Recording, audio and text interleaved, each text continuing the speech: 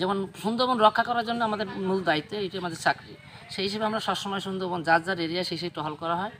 তবে অনেক সময় দেখা যায় যেটা সত্য কথা, যে আমরা কিন্তু সবসময় টহল করলেও এই টহলের ভিতরে যদি আমাদের কোনো অপরাধ উদ্ঘাটন করা হয়, তখন সেগুলো আমরা বিভিন্ন ধরনের মামলা দিয়ে থাকি। যেমন আমাদের আমার করমজল থেকে এই পর্যন্ত প্রায় 200-250 করে মামলা দেওয়া হয়েছে, কিন্তু তখন আমরা এগুলো আবার প্রকাশ করা হয় না, কারণ এর প্রয়োজন হয় মনে করিনি।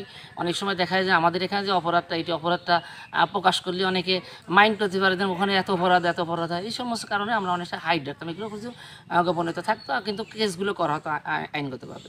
আমরা যে ডিউটি করি, মানুষ জানুক যেন কত পরিশ্রম করি, আমরা কোথায় কোন অবস্থায় কত রিস্কের ভিতর কাজ করতেছি।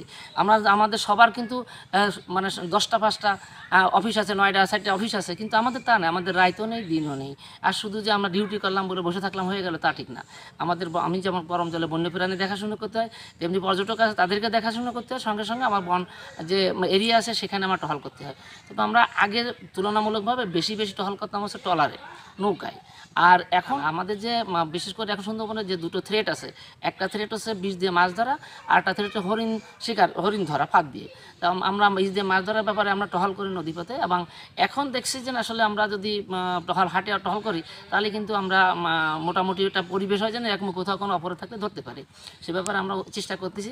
আমার যে করমজলে পর্যন্ত মোটামুটি যে অপরাধগুলো ছিল তাতে আগে কেস কাম করা হয়েছে। আমরা আজকাল দেখলেন আমরা সমস্ত জায়গায় পরিশ্রম করতেছি, এবং সেই পরিশ্রম করেই কিন্তু আমাদের এই টহল কার্যক্রমগুলো চালাচ্ছি। এই যে টহল অব্যাহত আছে আমাদের সঙ্গে, আমাদের যে জনবল আছে সেই জনবল নিয়ে আমরা একসঙ্গে দিনের বেলায় খুলতে পারি না, কারণ রাত্রে এক গ্রুপ ডিউটি করে, দিনের বেলা এক গ্রুপ ডিউটি করে। এইভাবে যদি আমাদের দিক নির্দেশনার ঊর্ধ্বতন কর্তৃপক্ষের নির্দেশনা অনুযায়ী আমরা কাজ করি, অপরাধ অনেক কমে যাবে। এ যাবৎকালে সুতার ফাঁদ উদ্ধার করছি, আজকেই প্রথম গুণা দিয়ে হরিণ ধরার ফাঁদ পাইলাম, যেটা আসলে আমাদের জন্য একটা অশ্লীল সংকেত, যেটা চোখেও সাধারণত দেখা যাচ্ছে না।